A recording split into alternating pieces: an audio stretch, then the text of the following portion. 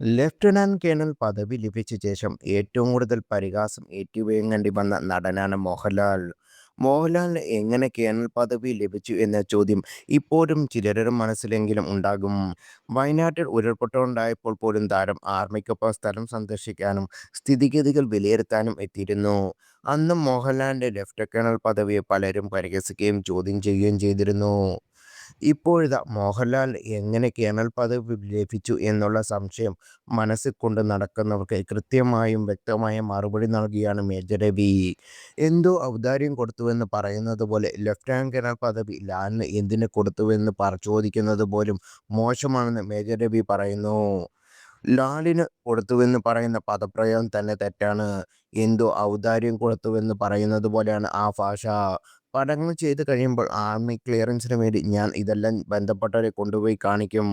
അവിടുത്തെ മലയാളി ഓഫീസേഴ്സിനും ജേർണലിസ്റ്റിനും എല്ലാം എൻ്റെ സിനിമ കണ്ടിട്ടുണ്ടായിരുന്നു.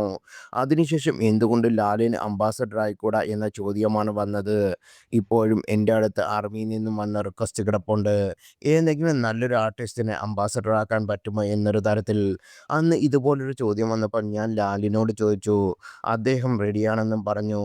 അതിനുശേഷമാണ് ബാക്കി പേപ്പറുകൾ പ്രോസസ്സ് ചെയ്തത്. മനോവീര്യം വർദ്ധിപ്പിക്കുകയായിരുന്ന ഫാക്ടർ ഇതിലുണ്ട്.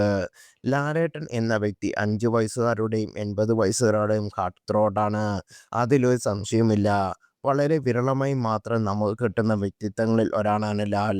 എനിക്ക് 3 വയസ്സ് പ്രായമുള്ള കുട്ടികളുടെ വോയിസ് മെസ്സേജൊക്കെ വരും. മോഹൻലാലിനെ കാണാനുള്ള ആഗ്രഹം പ്രകടിപ്പിച്ച് കരയുന്നതാണ്. അതുപോലെ ലാലേട്ടനെ കാണാം എന്ന ആഗ്രഹം പറഞ്ഞ് എന്നെ സമീപിക്കുന്ന 80 വയസ്സ് പ്രായമുള്ള അമ്മമ്മമാർ വരെയുണ്ട്. ഇങ്ങനെയൊരു വ്യക്തി യൂണിഫോം ഇട്ട് കഴിഞ്ഞാൽ അത് നിങ്ങൾക്ക് അറിയില്ല അതിൻ്റെ ഗുണങ്ങൾ. എ.കെ. ആന്റണി സാർ പ്രതിരോധ മന്ത്രിയായിരുന്ന സമയത്തായിരുന്നു ലാലിന് കേണൽ പദവി ലഭിക്കുന്നത്. പട്ടാളത്തിൽ ചേരാൻ ആഗ്രഹിക്കുന്നവർക്കായി ഒരു അക്കാദമി നടത്തുന്നുണ്ട്. പട്ടാളത്തിൽ ചേരാനുള്ള ആഗ്രഹം മൂലം സെലക്ഷൻ ക്യാമ്പിൽ പങ്കെടുത്ത പിള്ളേരുടെ എണ്ണം വർദ്ധിച്ചിട്ടുണ്ട്. ഇതൊന്നും ആർക്കും അറിയില്ല. ചില പട്ടാളക്കാർ അടക്കം എന്നോട് ചോദിക്കും, എന്തിനാണ് നീ അങ്ങനെ റെക്കമെൻഡ് ചെയ്തതെന്ന്. അവൻ എന്നൊക്കെ ലാലിനെ അവർ സംബോധന ചെയ്യുന്നു.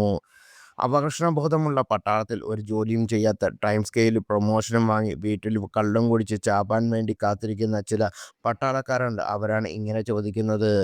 ഇവർക്ക് മറ്റുള്ളവരെ അംഗീകരിക്കാൻ പറ്റില്ല. ഇവന്മാർ എനിക്കെതിരെയും എഴുതാറുണ്ട്. മോഹൻലാലിനെയും കുറ്റം പറയും. ഞങ്ങളുടെ ലാലേട്ടൻ പട്ടാള യൂണിഫോമിലാണ്. ആ വികാരം കാരണം പട്ടാളത്തിൽ ചേരാൻ ശരീരവും മനസ്സും തയ്യാറാക്കി ഒരുപാട് പേർ ഇത്രയും വർഷത്തിന് ഇടയിൽ വന്നു.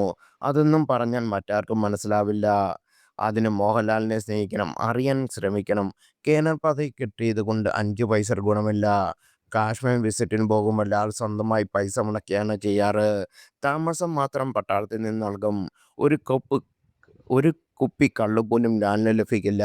ചിലയിടങ്ങളിൽ പോകുമ്പോൾ ആ യൂണിഫോം ഇട്ട് പോകുക എന്ന് മാത്രം.